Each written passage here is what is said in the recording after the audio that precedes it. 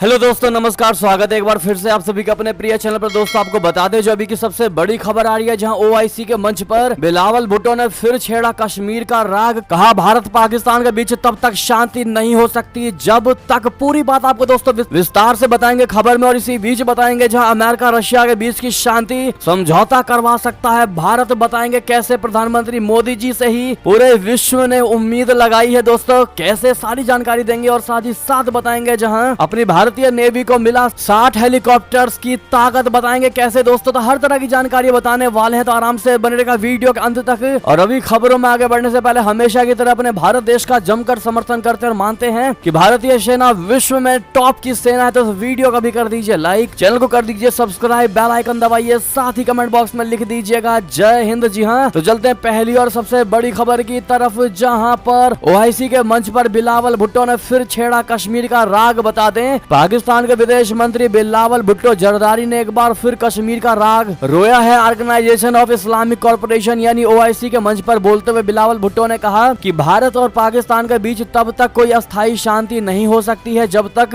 कश्मीर का मुद्दा हल नहीं हो जाता। पाकिस्तानी विदेशी मंत्री ओआईसी के उद्घाटन सत्र में बोल रहे थे। बिलावल भुट्टो ने कहा कि संयुक्त राष्ट्र सुरक्षा परिषद ने एक संकल्प अपनाया था कि जम्मू और कश्मीर के लोगों को संयुक्त राष्ट्र की देखरेख में जनमत संग्रह के माध्यम से आत्मनिर्णय के अधिकार का प्रयोग करने का मौका मिलना चाहिए। उन्होंने आगे कहा, लेकिन भारत संयुक्त राष्ट्र के फैसले को लागू करने से पीछे हट गया और उसने धोखाधड़ी और ताकत का सहारा लिया था। बिलावल ने कहा कि पाकिस्तान और कश्मीर एक जैसे हैं, दोनों एक दूसरे से भूगोल, आस्था और संस्कृति से जुड़े हैं। पाकिस्तान कश्मीर के लोगों को अपना समर्थन देता रहेगा। कुछ दिन पहले ही बिलावल भुट्टो ने कश्मीर के मुद्दे पर हार स्वीकार की थी। बिलावल ने माना था कि कश्मीर मुद्दे को पाकिस्तान संयुक्त राष्ट्र में सही ढंग से उठाने में नाकाम रहा है। उन्होंने कहा था कि इस्लामाबाद कश्मीर को संयुक्त राष्ट्र के एजेंडे के केंद्र में लाने में असमर्थ रहा है और भारत की कूटनीति उसके प्रयासों को विफल करने में सक्षम है। साथ ही साथ दोस्तों बढ़ते हैं अगली खबर की तरफ, जहां अमेरिका रशिया के बीच की शांति समझौता करवा सकता है भारत। आखिर पीएम मोदी जी से ही क्यों उम्मीद लगाए बैठा है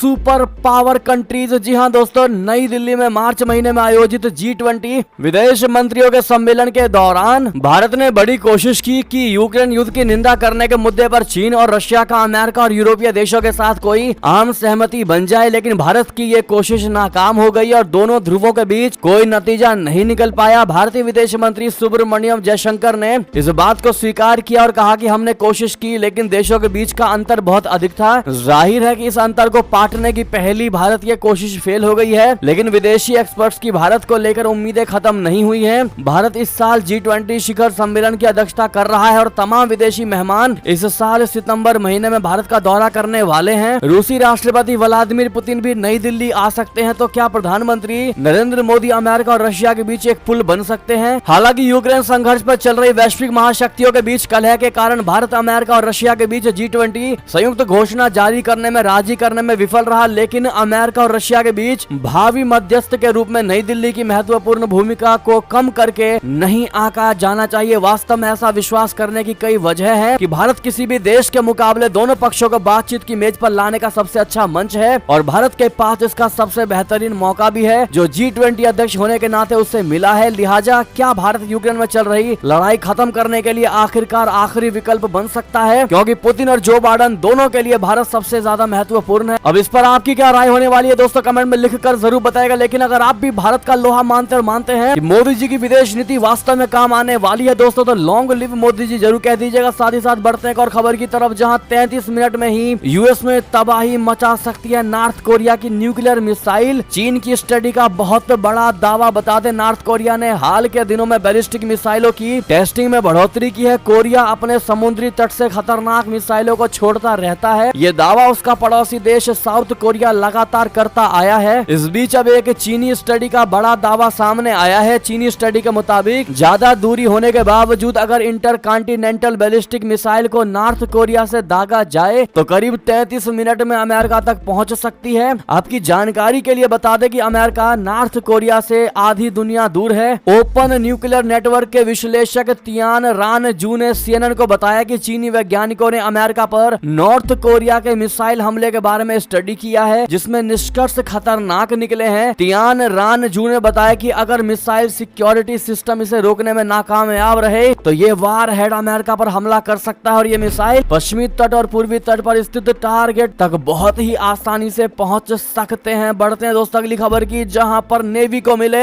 60 हेलीकॉप्टर्स की ताकत। ध्रुव हेलीकॉप्टरों का एडवांस वर्जन बता दें, केंद्र सरकार ने भारतीय नौसेना के लिए 60 यूटिलिटी हेलीकॉप्टर मरीन खरीदने का आदेश दिया है। इन हेलीकॉप्टर्स को हिंदुस्तान एरोनॉटिक्स लिमिटेड यानी HAL बनाती है। असल में ये marine helicopter advance light helicopter Dhruv यानी ALH ध्रुव का एडवांस वर्जन है। ध्रुव हेलीकॉप्टर भारतीय मिलिट्री के पसंदीदा हेलीकॉप्टर्स में से एक है। इंडियन एयरफोर्स के पास 107, इंडियन आर्मी के पास 191 और नेवी के पास 14 हेलीकॉप्टर्स हैं। नेवी ने 11 और आर्मी ने 73 हेलीकॉप्टर्स और ऑर्डर कर रखे हैं। इन ऑर्डर से ही पता चलता है कि ये कितने काम का है। ध्रुव हेलीकॉप्टर को 2 पायलट उड़ाते हैं। इनमें 12 सैनिक बैठ सकते हैं। 52.1 फीट लंबे इस हेलीकॉप्टर की ऊंचाई 16.4 फीट है। अधिकतम गति 291 किलोमीटर प्रति घंटा है और ये एक बार में 630 किलोमीटर तक उड़ान भर सकती है। ऐसे में विस्तृत जानकारी के लिए दोस्तों हमारे वीडियो को लाइक जरूर कर दीजिएगा ताकि हर तरीके से आपको हम अच्छे से अच्छे जानकारी दे सकें। बढ़ते अगली खबर की तरफ, जहां आतंकी समूह जैसी है इमरान खान की पार्टी। जी हां, नवाज शरीफ की बेटी मरियम नवाज ने ही PTI पर